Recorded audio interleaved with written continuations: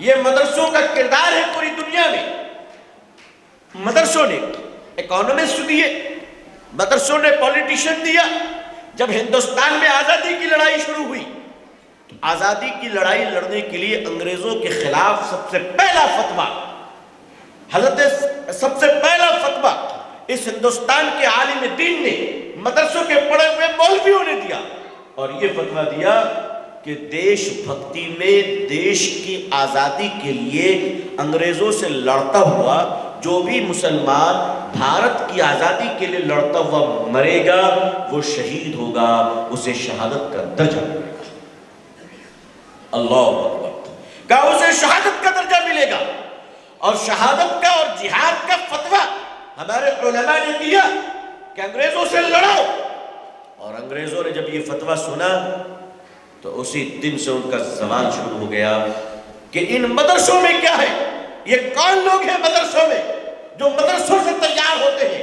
اور انہوں نے ہندوستان کو آزاد کرایا. اسی میں مدرسے کے پڑھے ہوئے ایک عالم دین تھے حضرت مولانا فضل حق خیر آبادی رحمۃ اللہ علیہ، جن کو انگریزوں نے گرفتار کیا اور کہا کہ مولوی فضل حق خیر آبادی، تمہارے دل میں بھارت کا بہت پریم ہے، دیش پریم ہے، تم بڑے دیش بھکت ہو. آج کل دیش بھکتی کا مال بہت بیچا جا رہا ہے ہندوستان میں، ٹیلی ویژن میں بیچا جا رہا ہے.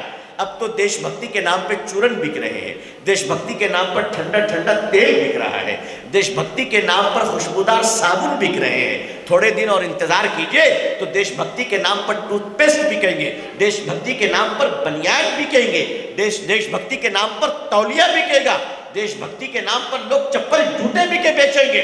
اس لیے یہ دیش بھکتی یہ دیش کو بیچنے کے لیے آئے ہیں، یہ دیش بھکتی کے نام پر پروڈکٹ بیچ رہے ہیں، سامان بیچ رہے ہیں. اب یہ بابا نہیں، یہ لالا ہے، یہ دیش کو بیچتے ہیں، یہ مال بیچتے ہیں، یہ سامان بیچتے ہیں.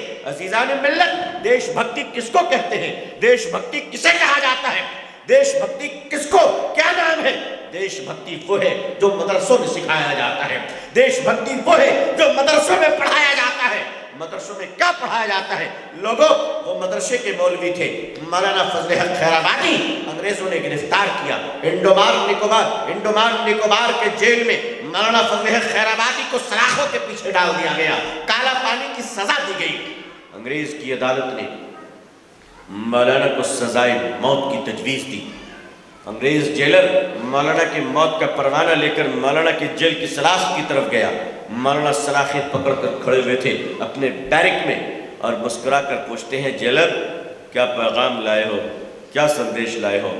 جیلر غرور میں کہتا ہے، مولوی تیری موت کا پروانہ لایا ہوں، کل صبح کا سورج تو دیکھ نہیں پائے گا، تجھے پھانسی پہ لٹکا دیا جائے گا. مولانا مسکرا کر فرماتے ہیں، شکر ہے اللہ کا کہ فضل حق خیر آبادی ہندوستان کی آزادی کے لیے لڑتا ہوا عزت کے ساتھ پھانسی کے تختے پہ چڑھے گا اور اپنے مالک سے جا کر محبت سے مل لے گا. یہ مسکراہٹ، یہ خوشی انگریز کے جیلر کو پسند نہیں آئی. اس نے کہا کہ مرنے سے پہلے ہم تمہیں ایک ایسی سزا دیں گے کہ جس سزا سے تمہارے رونگٹے کھڑے ہو جائیں گے، جس سزا سے تمہارا دل کانپ جائے گا، جس سزا سے تم رونے لگو گے. سزائے موت کا فیصلہ سن کر ہنسنے لگے ہو، ابھی ایسی چیز کروں گا کہ تم رونے لگو گے. انگریز جیلر نے حجام کو بلایا، نائی کو بلایا اور مولانا کے دونوں ہاتھ کو دو سپاہی پکڑ لیتا ہے اور انگریز جیلر کہتا ہے کہ مولانا کی داڑھی کو شیونگ کر دو. وہ خوبصورت پیاری داڑھی مولانا کے چہرے پہ جو سنت کی طرح چمک رہی تھی صلی اللہ علیہ وسلم. مولانا روئے، منت کرنے لگے کہ دیکھو مجھے پھانسی کر دی جائے گی، میرے چہرے سے داڑھی کو جدا نہ کرو، میں اس حال میں خدا کے پاس کیسے منہ دکھاؤں گا. لیکن انگریز نے کہا بس یہی تکلیف تو ہم تمہیں دینا چاہتے ہیں. یہ کہہ کر شیونگ کر لی، داڑھی پوری نیچے گر گئی. حضرت روتے ہوئے نیچے جھکتے ہیں، داڑھی مبارک کو ہاتھوں سے اٹھاتے ہیں، لبوں سے چومتے ہیں اور فرماتے ہیں، واہ میری داڑھی واہ، بھارت پر مجھ سے پہلے تو شہید ہو گئی، بھارت پر مجھ سے پہلے تو شہید ہو گئی. یہ مدرسوں کا پروڈکٹ تھا.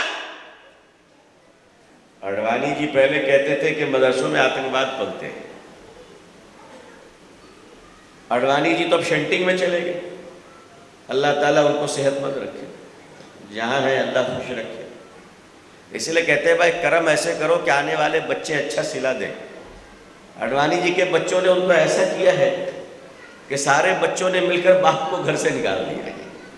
اب تو ایسا ہی لگ رہا, مدرسوں کے خلاف کیمپین کر رہے تھے. اب آج اس وقت دنیا میں مدرسوں پہ جو کڑی نگاہ ہے وہ کیوں ہے؟ وہ اس لیے ہے کہ سچے دیش بھکت مدرسوں سے تیار ہوتے ہیں. اس لیے میں نے ایک بار نہیں 20 بار کہا ہے, آج کریم نگر میں پھر کہہ رہا ہوں, اپنے بھارت کی چنی ہوئی پوتر سرکار سے, اپنے دیش بھکت سرکار سے آج بھی کہہ رہا ہوں, کل بھی کہہ چکا ہوں کہ ڈوکلام کی پہاڑی جہاں انگریزوں سے مقابلہ ہے بھارتی سینا کو, اور کشمیر کے پہاڑی پاکستان کے بارڈر پہ جہاں بھارت کے سینا کو پاکستان کے آتنکواد اور پاکستان کے گھسپیٹھیوں سے مقابلہ ہے. اے بھارت سرکار, اے ہمارے بھارت کے جوانوں, ڈوکلام کے بارڈر سے لے کر کشمیر کے بارڈر تک اگر دیش کی سرکشا, بھارت کی حفاظت, بھارت کی ایکتا اور اکھنڈتا کے لیے لڑتے ہوئے آپ کو جان کی ضرورت پڑے, مال کی ضرورت پڑے, خون کی ضرورت پڑے, سینے اور سر کی ضرورت پڑے, تو اے بھارت کی سرکار اور اے بھارت کے سینا اور ملٹری, ایک بار ہمیں آواز دینا, ہم مدرسوں سے اپنے بچوں کو کفن پہنا کر سرحدوں پہ پہنچا دیں گے. ہے ہند میں انوکھا مرکز تحفظ دین, یہ دین کا ترجمہ ہے مرکز تحفظ دین.